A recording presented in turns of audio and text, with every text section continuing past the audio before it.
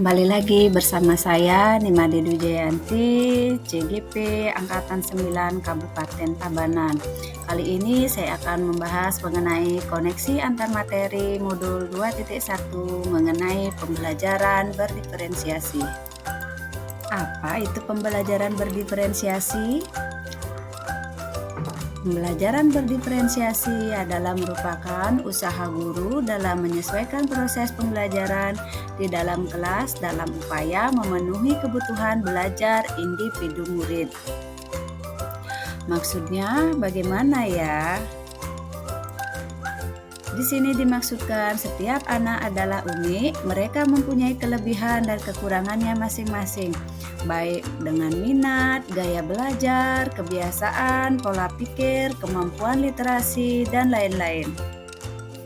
Disinilah peran guru untuk dapat memenuhi kebutuhan belajar murid yang berbeda-beda agar dapat merasa senang dan nyaman di dalam kelas. Namun tentunya tujuan pembelajaran tetap dapat tercapai dengan baik. Nah, bagaimana cara untuk dapat melaksanakan pembelajaran diferensiasi di dalam kelas?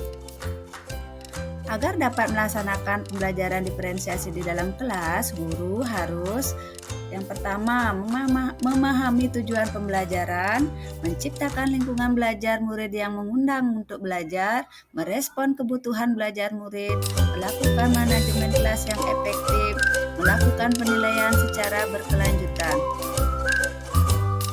Untuk mengetahui kebutuhan belajar murid, guru harus memahami 3 aspek berikut. Yang pertama, kesiapan murid, profil belajar murid, dan minat belajar murid. Kesiapan belajar murid ini sangat penting dilakukan guru untuk dapat menilai pengetahuan awal dan menentukan apa yang telah murid ketahui dan di mana murid berada. Minat belajar murid.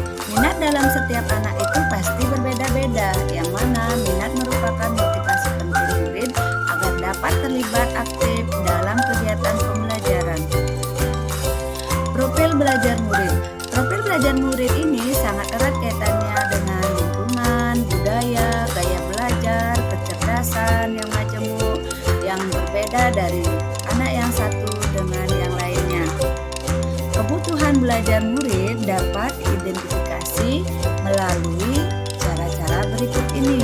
Yang pertama, mengamati perilaku murid, mengidentifikasi pengetahuan awal, mereview dan melakukan refleksi terhadap praktik pengajaran, berbicara dengan guru murid sebelumnya, membaca rapor murid di kelas sebelumnya, serta menggunakan berbagai penilaian formatif diagnostik. Strategi untuk mendiferensiasi pembelajaran ini terdapat 3. Yang pertama, diferensiasi konten, diferensiasi proses, kemudian dilanjutkan yang ketiga, diferensiasi produk. Diferensiasi konten ini berkaitan dengan apa yang kita ajarkan, seperti materi, konsep, atau keterampilan yang perlu dipelajari berdasarkan kurikulum. Mendiferensiasi konten bisa dilakukan dengan membedakan pengorganisasian atau format penyampaian, bukan mengubah atau menurunkan standar kurikulum. Dilanjutkan mengenai diferensiasi proses, kegiatan yang memungkinkan murid berlatih dan memahami atau memaknai konten dengan cara membedakan proses yang harus dijalani oleh murid. Strategi untuk mendiferensiasi pembelajaran yang terakhir itu adalah diferensiasi produk.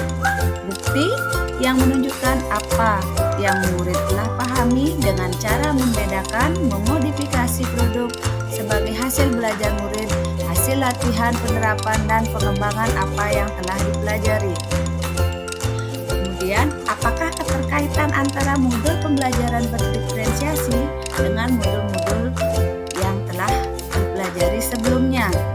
Yang pertama, untuk melaksanakan pembelajaran berdiferensiasi, seorang guru harus berusaha bagaimana memenuhi kebutuhan belajar murid yang sesuai dengan kodrat alam dan kodrat zaman, sesuai dengan filosofi Ki Hajar Dewantara. Dalam melaksanakan pembelajaran berdiferensiasi, Seorang guru penggerak harus berpihak pada murid, reflektif, mandiri, kolaboratif, dan inovatif, sehingga kebutuhan belajar murid dapat terpenuhi sehingga seorang guru mampu menciptakan kepemimpinan murid yang sesuai dengan nilai dan peran guru penggerak. Untuk mewujudkan visi seorang guru penggerak, maka pembelajaran berdiferensiasi dapat dijadikan strategi untuk bisa tercapainya misi dan visi yang telah dibuat, di mana dapat menciptakan pembelajaran yang berpihak pada murid.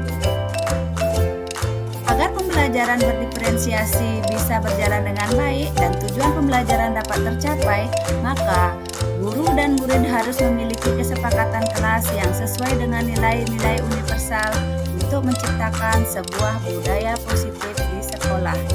Sekian pemaparan dari saya, sampai jumpa.